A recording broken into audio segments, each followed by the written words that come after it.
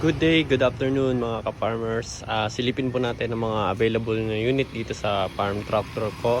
At showroom na rin at specs sa ating mga Kubota L series. At showroom na rin po para sa ating mga Kubota L series at mga harvester na available po ngayon. Yan. Simulan po natin dito sa Kubota L5018. Meron po dito tayong L5018 na 4-cylinder po, 4x4. Ang presyo naman po nito is 850. Working hours niya po ay nasa 600 plus. With rotovator na rin po siya na Kerex 193. Yan po. 4x4. So meron po siyang 50 horsepower. So, ulitin ko po, ang price po nito is 850. So, move forward tayo dito sa Kubota Sunshine L1455. 5-cylinder po ito, Surplus Japan na merong 45 horsepower. Ayan po siya. Ayan po. So, ang presyo po nito is 530k po. Ayan po ang rotovator niya. So meron po ulit tayo ditong Kubota L5018. Mas modelo naman po, 2024 model. Ayan po, presyo naman po is 950. Ang takbo lang po nito is only 350 working hours. Ayan po mga farmers. So move forward ulit, meron po tayong Kubota L5018 dito. Ayan mga boss. Presyo naman po nito 870 po. Ayan. Tapos modelo rin po ito. Takbo pa lang nito is nasa 500 plus pa lang po. Ayan. Another one 5018 ulit, pero pinagkaiba naman po niya sa lahat is meron po siyang bucket loader. Ayan po, front loader. Makikita nyo po 5018 din po siya.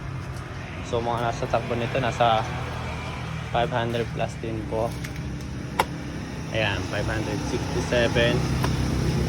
Pero yung price niya po, dala na may bucket loader siya, is aabot na rin po ng 1,050,000. Ayan, 1,050,000. Ayan po ang price niya, 1,050,000. Ayan. So move forward tayo dito mga boss. Ito naman Kubota L3608, 36 horsepower po ito, 3-cylinder, and ayan po siya, 4x4 din po siya. Nasa takbo niya po is 340. Ang price range sa panong ito is 550 po. Ayan mga boss. So pinalitan na po namin ng brand new na tires para maganda po. Ayan, nag-iisa na lang po itong 3608. And dito rin po sa L4018, halos same din ang specs niya. Pinagkaiba lang is 40 horsepower and digital yung sa niya po, yung dashboard niya. Yan. 3-cylinder din po siya and 4x4. So si Kubota L4018 naman ay presyo natin is 680 po. Yan. Takbo pa lang yan, check po natin. Mga nasa 500 din po. So ito po si Kubota 1802, sold na po kasi ito. Waiting na lang po ito para kunin. Surplus tip po yan. So sa mga equipments naman tayo mga farmers, nandito tayo sa mga display po natin. Meron po tayong pang gullies, pwede po ito sa tawag dun.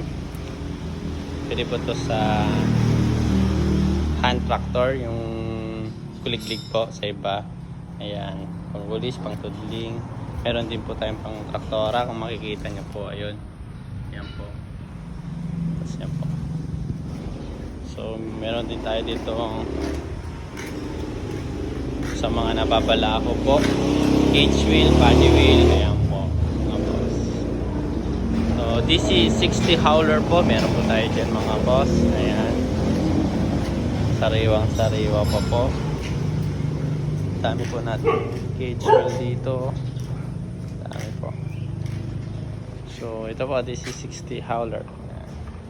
And ayan po, last, ang Kubota DC70 Pro PH. Ayan po siya. So, PM nyo lang kami, boss. Tawagan nyo lang kami sa aming mga number kung may nagustuhan po kayo sa aming mga unit. And sa mga, ito pa po pala, mga gulong and surplus, brand new, available po sa amin. Kambas lang po kami at ano pong sukat ng kailangan nyo. Maraming salamat. Yun lang po.